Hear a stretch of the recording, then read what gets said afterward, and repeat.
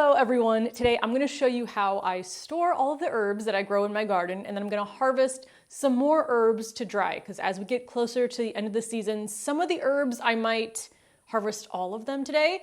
Some I will overwinter. I will do a whole separate video on how I overwinter my herbs, but I want to just quickly go through what I use to store them. It's a pretty simple process.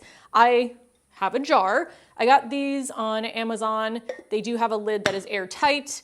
I don't really think there's a specific type of jar you need. I will say though, I do store my herbs in a dark place.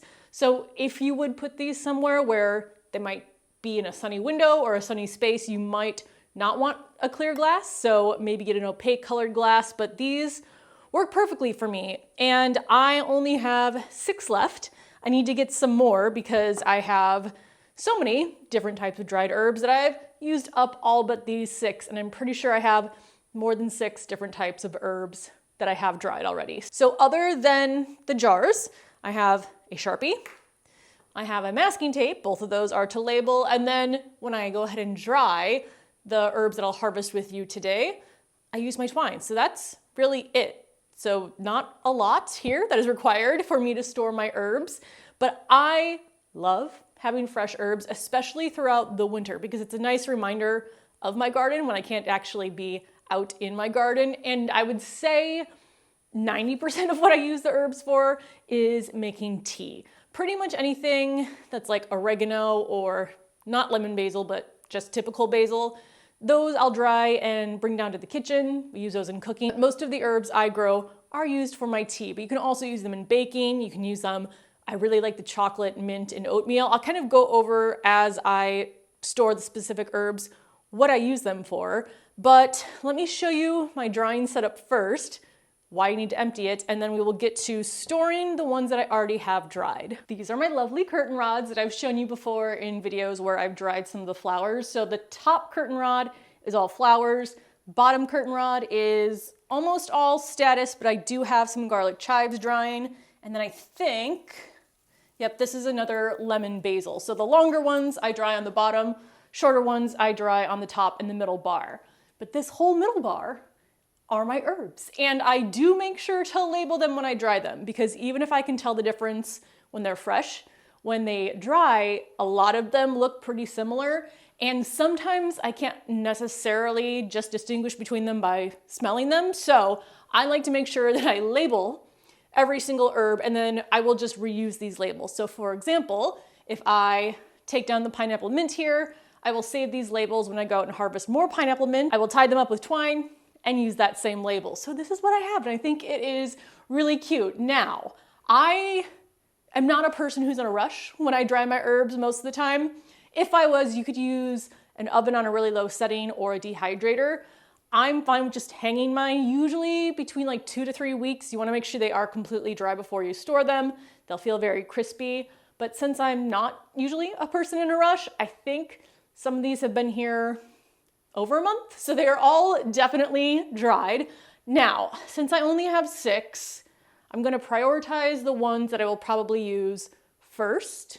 And that will likely be the more fruity flavored herbs to use for fruity teas. As we get more into winter, I'll use more of like the chocolate mint, the deeper flavors, but like pineapple mint, orange mint, I probably want those now. So let's go through here and see what I'm gonna grab. Apple mint, definitely gonna do that. I'm gonna hold on the lemon balm for now, although I would like to get that down. Definitely gonna do the pineapple sage and pineapple mint. So that is 3. I will leave the chocolate mint for now. Orange mint, another pineapple. What are you? I just said I labeled everything. Well, I can tell it's parsley. Maybe I didn't label it because I could tell what it was.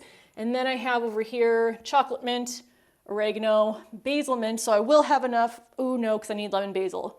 All right, so lemon balm is not going to get harvested today, but I'm going to take those 6 down. Now this is why I don't double knot when I hang these up, because now, since it's only a single knot, they are super easy to take off of the rack. I do try to not have them touch each other on the rack as much as possible, which is why I need to get these stored to make room for more that I want to harvest today.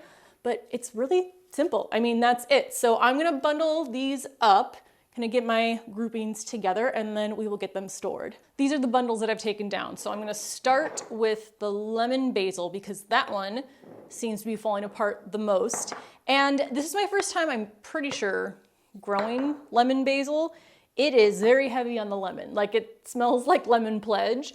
I tried cooking with it and just replacing something that I thought might work that I'd been using regular basil in, but like just a little hint of lemon. No, way too lemony. So I am definitely gonna use these most likely for tea. Probably try to do some sort of like baked good with them as well, because I think that would taste really nice, but it was very overpowering of a lemon flavor for something like a pasta sauce, for example, unless you're going for something extra lemony. But this is the really easy part. So there are some leaves already fallen off, which I will just pick up and put in the jar. And then I just remove the rest of the leaves from the stems. Now, I don't crush the leaves because that's gonna help retain the flavor. So just crush them when you are actually ready to use them. And that is what I do for everything. So again, tea, cooking, baked goods, all that fun stuff. I just put these whole leaves in here. You can also leave them on the stems if you want to, but just so I can fit all of this in here, it's much easier for me to remove the stems. Now, I did clean this table beforehand, so make sure you do that so you're not scooping up anything else into your jars, but I know you can't smell through the camera, maybe one day, but this smells so good. So before I even hung these to dry, they've already been washed, dried. I removed any leaves that were yellow or brown or just looked weird, made sure there weren't any bugs on them, so they should be in pretty good condition, but if you see anything that looks a little bit iffy, you don't have to save it. Or sometimes I have found a caterpillar after the fact on these, but I just run my fingers along the stems and knock the leaves off. And then I wonder, after all of these flavors, how my fingers are going to smell. It's going to be very citrusy, that's for sure. These I need to gather up, and I'll just toss them in a composter, but let me find something to put them in. I think a terracotta pot will do. Pop it up on this stool and I will toss the stems in there. So this part will be pretty repetitive. So I will probably skip over me removing all of the leaves from here. And then, but I do want to talk through the different herbs that I have and what I've thought of them so far and where I've gotten them. So let me finish up with the lemon basil, which I'm pretty sure this one I just got from a garden center. No, I think it was sent to me from Burpee, which this is the Everleaf basil. I have never had basil grow this quickly. So I don't know what other flavors there are of the Everleaf basil, but I'm getting that next year. It's insane. I still have it out in the garden. It's almost as tall as the indeterminate tomato plant, if not the exact same height. And I've harvested so many times off of it, so I would definitely recommend that type, the Everleaf basil from Burpee. I don't know if they're the only ones that sell it, but I'm definitely gonna be on the hunt for more of those next year. We have all of the lemon basil leaves in here now. I'm gonna put the lid on and I'm going to immediately label it, because as many times as I have told myself I can label it later, I won't forget, I know by now that I will forget. For example, where is that jar? This small jar, probably a month or two, I put it in here. I have no idea what it is. It's not something that smells super fruity. Oh, well, now my fingers just smell like the lemon, so that's not helpful. But I literally have no idea what this is. So I'm just gonna hang on to it until I figure it out. So that is why I'm labeling right away. Lemon basil. You could, if you want to, put like the month or the year, but I pretty much use up all my herbs by next garden season, so I don't need to remember like, oh, these are 2 years old, 3 years old. It goes pretty quickly. I mean, even a jar this size, if I'm using a tablespoon for tea every time, this is gonna go pretty quickly. And that was 2 fairly large bunches, but I'm gonna stick this onto the jar. And now it's really easy to reuse the jar. So if I do have more lemon basil, I'll put it in this jar. Let's say I dry a couple bunches for another month. I go through half of this making tea. I'll just put it back in here. But if I empty this out, I'll wash it, I will take off the masking tape first, wash it, and then just relabel it. So that is my lemon basil. I'm also not only saving the labels, the twine as well, because if I can reuse that on the next bundle of herbs, might as well. Let's see which one. We'll do pineapple sage next. Pineapple sage, I love it. It smells delicious. It might be my favorite tea for herbs just because it's so unique, but I'm wondering how it's gonna be with the pineapple mint. I haven't mixed any together yet. I've done them separately. I haven't done them together. I'm also excited about chocolate mint with apple mint, and then also chocolate mint with orange mint. I mean, honestly, probably chocolate mint with pineapple and banana mint as well, and see how that does. Maybe I'll go crazy and mix all of them together, but I'm really excited to play around with the different flavors. I did get 8. I think I have 8 total flavored mints in my garden this year. 5 or 6 of the mints though I got online from Mountain Valley Growers. Last winter, I went down a mint rabbit hole, and that was one of the only places I could find. I can't remember which one I was looking for. It might have been apple mint specifically, and I found Mountain Valley Growers, and I got almost every variety of mint that they had. So let me try to remember. I definitely got the pineapple mint, banana mint, strawberry mint I feel like I got on my own, but maybe not. The apple mint, the orange mint, and then the lemon bergamot mint. We're all from Mountain Valley Growers, so I will link that site down below. I'm hoping to overwinter all of my mints. I'm definitely though gonna order some more that I didn't have. I think they might have had a lavender mint, which would be really, really good. So that is my plan. Same process here, going to pull all the leaves off the stem and drop them in the jar. So probably don't need to show all of this again to you. So I'm just gonna keep going through and doing this, and then I'll catch up with you in just a second. The jars are full, so now I need to label these. I left the label on top of each so I wouldn't forget what they are. But as I label them, I will tell you my thoughts on them. I mean, I love them all. I'm hopefully gonna grow them all again next year. But right now I'm labeling orange mint. This is probably, I don't know if I'm gonna describe these very well or not, but it's definitely like the deepest flavor of all the mints. Like I feel like there's a good amount of mint in it.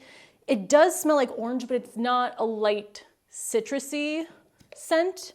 At least that's not how I would describe it. So I think this one's actually going to mix really well with chocolate mint. Where is You Are Lemon Basil? So we'll put you there. Next up is a pineapple mint. This is another one that is new for me this year. In fact, I think the only ones I've grown before, maybe the only one I've grown before of what I have here is the pineapple sage. I think it's the first year for all of the rest of these. So this is the pineapple mint. It's not as like pineapple-y. So the pineapple sage smells like a candy pineapple. This pineapple mint, there is a good amount of mint. I can definitely smell the sweetness of the pineapple, but it smells more sweet than like a specific pineapple scent, but it is still really good. I have made a tea with this one already. This one's definitely more of a lighter citrus than the orange mint. Let's do the pineapple sage, which is just delicious. I love this one. Like I said, I think it is my favorite. I love it hot. I love it cold. It tastes like I'm drinking pineapple candy. So this is a must-have herb for me in my garden. I know I would be sad without it. And I think this is the 3rd year I've had it. I usually get this at a garden center. It's usually pretty easy to find around here. I think I get it either at Gethsemane Garden Center. Trying to remember where else I went. I don't think I got any herbs at Home Depot. There's Farmers Market Garden Center I might have gotten it from, but I'm pretty sure most of the herbs that I get in person are from Gethsemane Garden Center. I did see they had apple mint there this year. I wasn't able to find apple mint in the past, so it might be relatively easy to find compared to like the orange and the pineapple and the basil mint. But chocolate mint I've seen pretty regularly, like spearmint, peppermint, all of that. Apple mint, I think I did see one orange mint at a garden center, and that was it. So I would definitely recommend checking out the Mountain Valley Growers website if you're looking for more unique mint flavors. And I ordered mine last year in winter. They did not send them to me until they were ready to plant, which was nice because then I don't have to keep them alive. So they sent them to me sometime in May. They were in like 3-inch containers. They were very small, but If you know anything about mint, it is a fast and aggressive grower. So they filled out the pots fairly quickly. And then this last one is the basil mint, which this one is the most difficult for me to describe. Nothing about it says basil to me. It also has a very light citrusy scent and flavor to it. I've never actually had grapefruit mint. That's also on my list to find for next year, but it reminds me a little bit of like a grapefruit mint. So it's not, again, like super lemony. It's just a very light citrus smell. It's really good. It's a really refreshing one when I've made a tea with it. So these are the 6 that I'm going to store. Let me organize myself a little bit before I head outside. Oh, I also wanted to mention, I semi-recently got just a little hand broom. I do have a handheld vacuum cleaner, but sometimes it's just a small mess and it's much easier to sweep it up like that. And then I had an S-hook lying around, so I go like this and I just hang it on the handle of this table, so it's easily accessible. But I thought that was really handy. So now we're gonna head out to the garden and harvest some more herbs to get onto my curtain rods to dry. And you might be thinking that I seem a bit overdressed to go out into the garden, and I am. Luckily, because I do garden on a deck, it's not as dirty as if I was walking on soil and it was getting muddy when it rained. So I usually stay pretty clean, but I am going to a show that my husband is playing piano in tonight. And I'm a person that I just want to get dressed once for the day. So whatever I'm wearing is what I'm wearing when I do everything that I have to do. But just to be safe and make sure I don't get this dirty, I do have a solution. My solution is a garden robe. So I got this fairly recently. As you know, I like to spend as many mornings as I can outside in the garden, and it's getting a little bit chilly in the morning, even if it's nice during the day. So I got a robe just for the garden, and of course it had to be green. So I pop this on and then have a blanket, and then I can sit out there and still enjoy the garden for whatever time is remaining. But it also works if I want to prevent whatever I'm wearing from getting dirty. So let's head outside in my garden robe. We'll harvest some of the remaining herbs. My banana mint is actually looking a little rough, so I think I am gonna harvest some of that. Actually, maybe a good amount of that.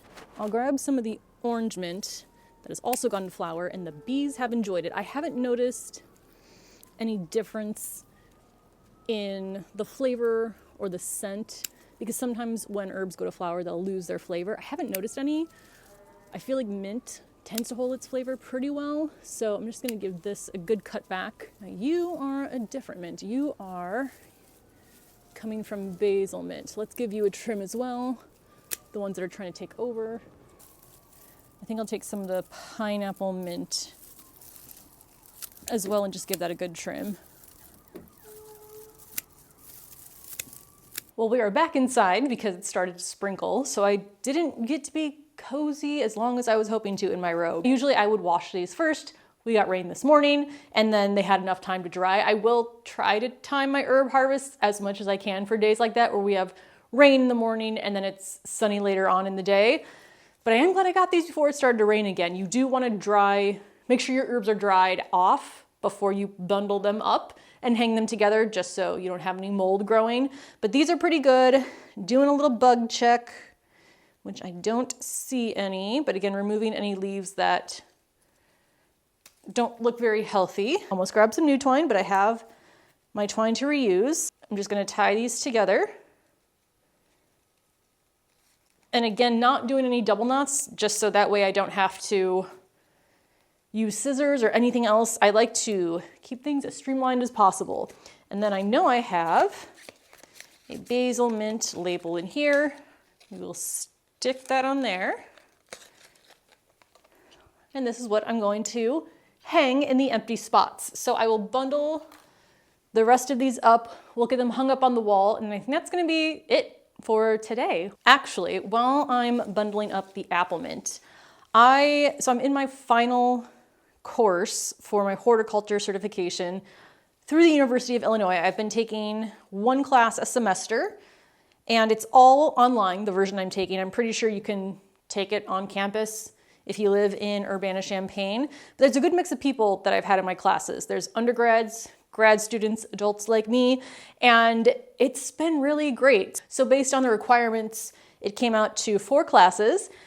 I could have taken them all in one semester if I had that amount of time, but I found that 1 class a semester was the right schedule for me. So starting in spring of 2023 was my first class and my last class. This is the most science-based class that I've taken, and I love it because I'm learning why plants do the things that I've known that they do. So for example, and I hope you find this as exciting as I do, I'm probably gonna do 2 bundles of the apple mint. But for example, with most herbs, when you cut a stem, that encourages lateral growth from the sides instead of the stem getting longer. And I knew that happened. That's why people say to pinch your plants because then it'll create more branches, but I didn't know why. I just knew that that's what happened. But now from my class, I know why that happens. So there is a plant hormone called auxin that is made at the tip of the shoot of the plant, and it travels down the plant towards the roots. Then there's cytokinin, which is made at the roots and travels up towards the shoot. Auxin, which is produced up here, controls the vertical growth of the main stem. And the cytokinin produced at the roots encourages the side shoots or the lateral growth.